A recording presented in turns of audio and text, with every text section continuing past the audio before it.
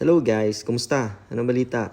Eto ako, samahan nyo ako, magpapalit tayo ng water filter dito sa lababo namin. Ang tubig kasi namin dito sa Pangasinan hindi pa talaga totally malinis. Sa totoo lang, hindi pa nga pwedeng gamitin pansabaw-sabaw sa mga sinaing. Kaya ang ginagamit namin ditong tubig pag nagsasaing mineral water pa. Etong tubig naman na ginagamitan namin ng filter panghugas lang to ng gulay, ng karne. Pero pag magsasabaw kami, mineral water pa rin talaga ang gamit namin. Ang tagal ko na nga rin palang hindi napalitan tong filter. Grabe yung dumi. Kasi ngayon lang tayo nagkaroon ng time, saka ngayon lang ako nakabili ng filter niya. Kaya yan, isang baklasan na lang. Lilinisin ko na lahat ng kasingit-singitan yan para, syempre, naglinis na tayo. Ba't di pa natin linisin lahat? Ayan, binrasyon na lang yung mga hindi kayang kuskusin ng natin, sponge. Kasi yung mga gilid-gilid niyan, may mga nanikit na dumi-dumi pa. Ayan, ginamitan ko ng pampabilis na. Binilisan ko ng kilos ko, ayan, para matapos agad. Ganyan tayo, pagka gusto natin matapos agad, binibilisin natin ang kilos. After nga yan, salpa ko na ulit to para tingnan na natin yung bago nating filter. 3 piraso na rin yan, papalitan na natin yan. At yun,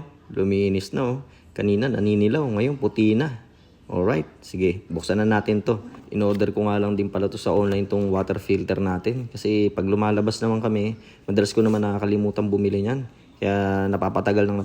In-order ko, yan na, hinantay na lang dumating. Salpa ko na yan. Pag kinabit nga pala yan, meron din pagkakasunod yan kung ano yung mauunang dadaanan ng tubig, pangalawa hanggang sa pangatlo.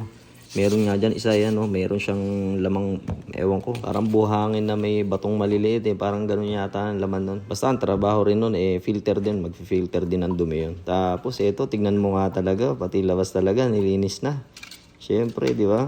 Nilinis na lang O yan, sige, kuskus. Parang preskong-presko pag ginamit, wala ng dumi. Talagang malinis na.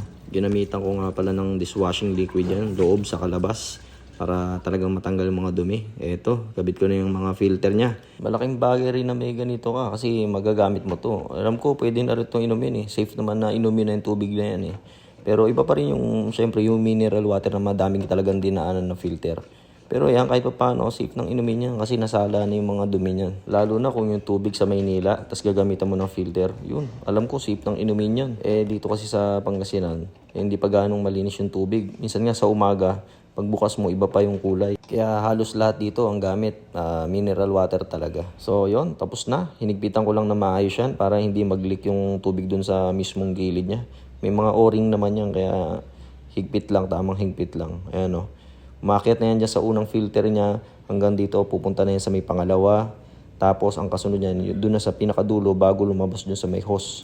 Yan ang pagkakasunod-sunod niya. Kaya yung filter na yan, may arrangement din talaga yan. So, yun. Goods na. Basic. Ganun lang kasimple magpalit. Alright.